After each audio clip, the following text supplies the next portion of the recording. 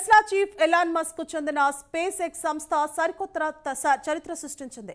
ఇప్పటి వరకు ప్రభుత్వ నిధులతో అనుభవజ్ఞులైన వ్యోమగాములు మాత్రమే చేసిన స్పేస్ వాక్ ను తన సోలారిస్ డాన్ మిషన్ లో భాగంగా వాణిజ్యపరంగా నిర్వహించింది స్పేస్ ఎక్స్.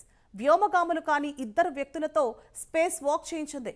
ఆ సంస్థ చేపట్టిన పోలారిస్ డాన్ మిషన్ లో భాగంగా అమెరికాకు చెందిన అత్యంత సంపన్నుడు పైలట్ జారెడ్ ఐజాక్ మ్యాన్ భారత కాలమానం ప్రకారం గురువారం సాయంత్రం 4:30 సమయంలో భూమికి 700 కిలోమీటర్ల ఎత్తున క్రూ డ్రాగన్ వ్యోమగామ నౌక నుంచి బయటకు వచ్చి sky walker hoist and rail system ద్వారా తొలి కమర్షియల్ స్పేస్ వాక్ చేసి చరిత్రలో నిలిచారు. జారెడ్ తో పాటు అదే వ్యోమనౌకలో వెళ్లిన మిగతా ముగ్గురిలో సారా గిల్లిస్ అనే మహిళ కూడా కొంతసేపు స్పేస్ వాక్ చేశారు. ఆమె స్పేస్ ఎక్స్ లో ఇంజనీర్.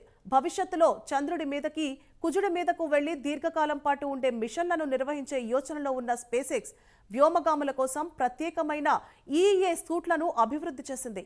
ఈవీఏ సూట్లంటే ఎక్స్ట్రా వెహిక్యులర్ యాక్టివిటీ సూట్లు. అంటే వ్యోమగాములు వ్యోమ నౌకల నుంచి బయటకు వచ్చినప్పుడు అక్కడ ఉండే పీడనాన్ని తట్టుకునేలా రూపొందించిన సూట్లు. వాటిని పరీక్షించేందుకే స్పేస్ ఎక్స్ సంస్థ ఈ మిషన్ను నిర్వహించింది.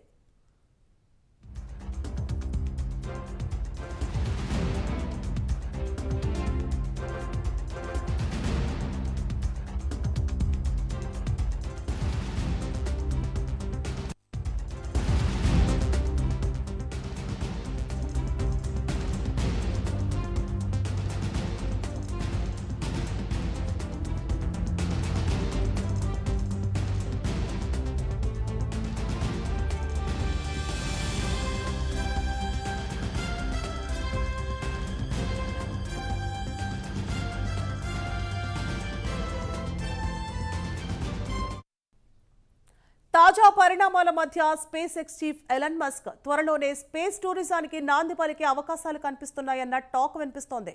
ఒకవైపు జెన్ బెజోన్ కు చెందిన బ్లూ ఒరిజిన్ కూడా స్పేస్ టూరిజానికి రంగం సిద్ధం చేస్తోంది.